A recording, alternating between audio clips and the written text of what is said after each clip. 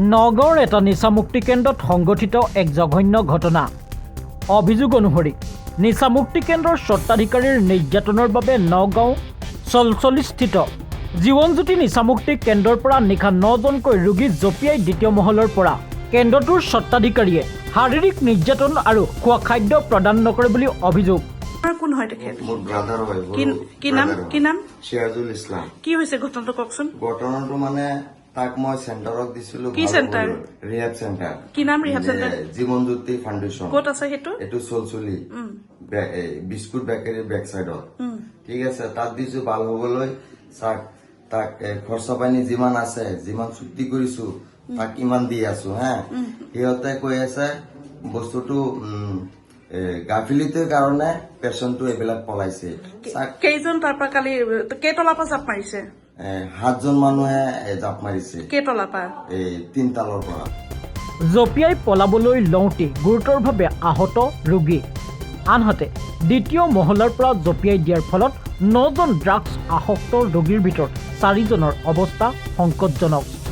উল্লেখ্য যে জীৱনজ্যোতি নিচামুক্তি কেন্দ্ৰটোৰ স্বত্বাধিকাৰী শাৰীৰিক নিৰ্যাতন আৰু খোৱা খাদ্য প্ৰদান নকৰে বুলি অভিযোগ কৰে 4 ভুক্তভোগীয়ে। ইফালে জীৱনজ্যোতি নিচামুক্তি কেন্দ্ৰটোৰ স্বত্বাধিকাৰী আবু চুৱেব আহমেদে ভুক্তভোগীৰ অভিযোগ নৎসাত কৰে।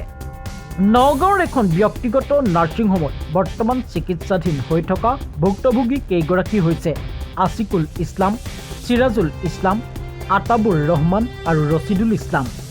এতিয়া প্ৰশ্ন হয়, নগাঁৱত প্ৰায় নিচামুক্তি কেন্দ্ৰত এনেধৰণৰ ঘটনা সংঘটিত হৈ থাকে, কিন্তু নগাঁও জিলা প্ৰশাসনে কিয় চকুমুদা কুলিৰ ভাও ধৰে, সেই বিষয়টো এতিয়া সচেতন মহলত চৰ্চা চলিছে।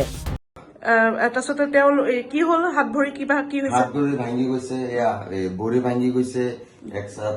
কিহৰ কাৰণে জাপ মাৰিবলগীয়া হ'ল? সিহঁতক মানে টৰ্চাৰ কৰে, বিস্কুট দিয়ে, এটা টাইমত মানে ব্ৰেকফাষ্টটো যোনটো হালকা দিয়ে।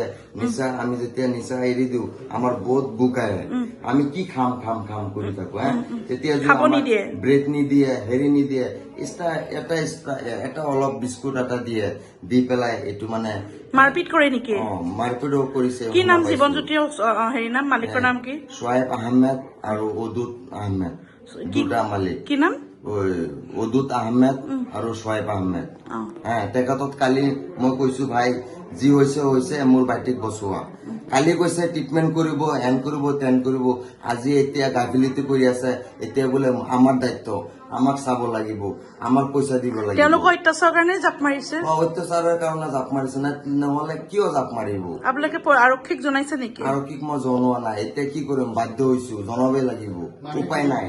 মাহে কিমানকে? মাহে 10,000 টকা মাহে মোৰ লগত। কালি ৰাতি কেইজন জঁপিয়াইছে তাৰ পৰা? 7জন জঁপিয়াইছে। হেৰি ৰিহাব চেণ্টাৰ জীৱনজ্যোতি, ইয়াৰ পৰা এটা অভিযোগ আহিছে, প্ৰায় 7জনমান মানুহ আপোনাৰ দ্বিতীয় মহলাৰ পৰা জাপ মাৰিছে আৰু আপোনালোকে অত্যাচাৰ কৰা বুলি, মাৰপিট কৰিছে, খোৱা বোৱা নিদিয়ে, তেনেধৰণৰ অভিযোগ আহিছে। এতিয়া সেই অভিযোগখিনিত আপুনি কি ক'ব? হয়, নমস্কাৰ। মই জীৱনজ্যোতি নিচামুক্তি কেন্দ্ৰৰ সোৱাইব আহমেদে কৈ আছো। ইয়াত মানে যোৱাকালি আকস্মিকভাৱে এটা দুৰ্ঘটনা সংঘটিত হৈছে আমাৰ ৰিহাব চেণ্টাৰত।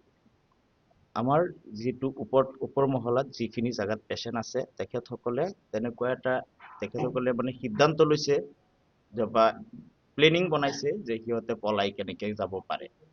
যেতিয়া আমাৰ ষ্টাফৰ কৰ্তৃপক্ষক যিসকলে চোৱা চিতা কৰে, সিহঁতক চোৱা চিতা কৰাতো আমাৰ মানুহ আছে, তেখেতসকলে যেতিয়া যায়, যোৱাৰ পিছত লগে লগে আগুচি ধৰি আমাৰ সেই কৰ্মচাৰীজনক মাৰপিট কৰিছে।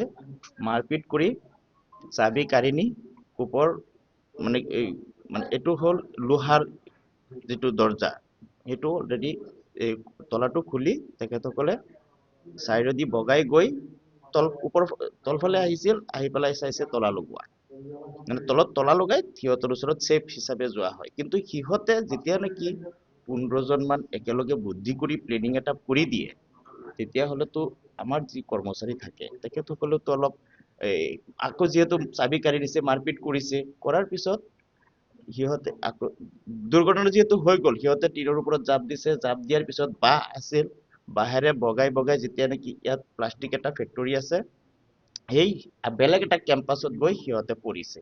পৰাৰ পিছত বহুতে জাপ দিছে পাহাৰে বগাওঁতে তেখেতসকলে অলপ দুখ পাইছে দুখ যিখিনি পাইছে লগে লগে মই চালো চোৱাৰ পিছত মই নিজে উদ্ধাৰ কৰি তেখেতসকলক আমি 4 চকা গাড়ী দুটা লৈ পেলাই ইমাৰ্জেন্সি নগাঁও ৰাহাত হস্পিটেলত আমি এডমিট কৰোঁ এডমিট কৰাৰ পিছত তেখেতসকলৰ যিখিনি যাৱতীয় আপাতত যিখিনি মই প্ৰাথমিক হিচাপে যিখিনি মই ৰিহাব চেণ্টাৰ যিহেতু কৰ্তৃপক্ষ হওঁ সেই হিচাপে মই যিখিনি যাৱতীয় ব্যৱস্থা তেখেতসকলৰ কৰিব লাগে মই কৰিছোঁ লগতে তেখেতসকলৰ পৰিয়ালবৰ্গৰ যিসকল মানুহ আছিল তেখেতসকলক গাৰ্জেনক মই খবৰ দিছোঁ দিয়াৰ পিছত মই পৰিয়ালবৰ্গৰ হাতত ৰাতি মই অলৰেডি সমজাই দি আকৌ 3টা বজাত মই আকৌ গৈছোঁ 12টা বজাত মই ৰাহাতৰ পৰা ওলাই আহি আকৌ 3টা বজাত সিহঁতক গৈ পেলাই মই চাই চিতি প্ৰত্যেকজনে পৰিয়ালৰ মানুহ এটেণ্ডেন্স হিচাপে আছে সেই হিচাপে মই 3টা বজাত আকৌ ওলাই আহি মই চেণ্টাৰত আহিছোঁ হয় যদি মই কিবা ইয়াত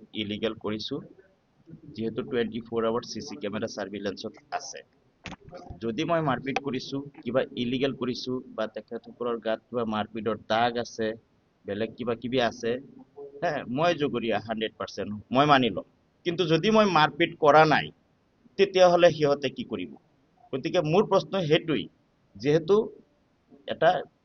ইয়াত মাৰপিট কৰিবৰ কাৰণে কোনো পৰিয়ালে নিদিয়ে আমাক এটা নিম্নতম পইচা দিছে কোনোবাই 5000 দিয়ে কোনোবাই 7000 দিয়ে কোনোবাই 6000 দিয়ে আমাক ইমান টকা নিদিয়ে আৰু মই ভাবিছো যেহেতু এই অঞ্চলবিলাকত ড্ৰাগছ ওভাৰ ঘুমাই গ'ল মই যেহেতু এটা ভাল চিন্তা কৰাৰ কাৰণে মই এটা ৰিহাব চেণ্টাৰ খোলাৰ কাৰণে মই ইয়াত জগৰীয়া হৈ গ'লো নেকি মইতো কোনো ইলিগেল মই চেণ্টাৰত কৰা নাই তেখেতসকলে প্লেনিং বনাই আমাৰ কৰ্মচাৰীক মাৰপিট কৰি পেলাই পলাব আৰু আমাৰ এটা সুনাম নষ্ট কৰিব আৰু তেখেতসকলৰ পৰিয়ালৰ ফালৰ পৰা আকৌ আমাক চাপ দিব গতিকে হেনেকুৱাটো নহয় যেহেতু পৰিয়াল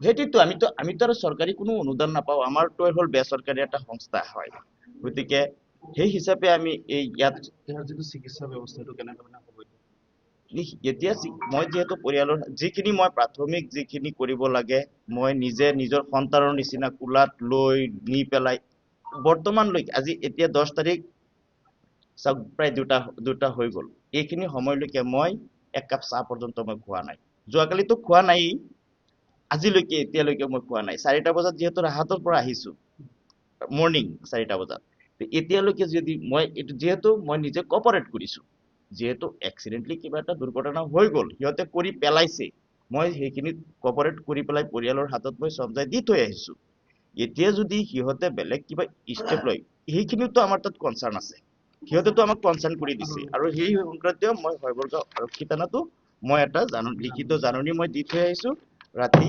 জাননী দি পেলাই যিখিনি মানুহ মানে পলাব বিচাৰিছে আঘাতপ্ৰাপ্ত হৈছে সেইখিনি তালিকাও মোৰ হাতত আছে নগৰ পৰা নিতুল দাসৰ ৰিপৰ্ট নিউজ জেড আছাম